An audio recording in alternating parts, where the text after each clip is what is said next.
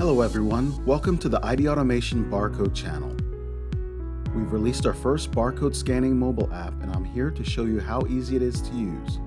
But first, subscribe to our channel for barcode content.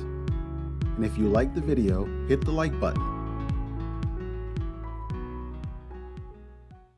A barcode scanner is a device that reads and returns data from barcodes. The main purpose of this process is to eliminate human error during quick data entry. The user scans the barcode and the data is transmitted to the destination, a computer.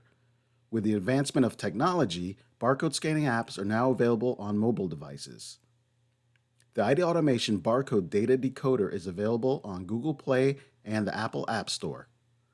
If we take a look at the app settings, there are options to enable or disable several barcode types including Code 128, QR code, and data matrix.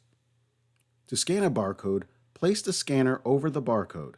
The decoder quickly outputs the data, identifies the barcode type, and provides information about how you can obtain the barcode type from IDAutomation. The decoder is capable of scanning inverted barcodes, which are commonly used for etched-on metal barcodes. Tap About to learn more regarding the development of this product. If you have a question or would like to leave a comment, be sure to let us know in the comment section.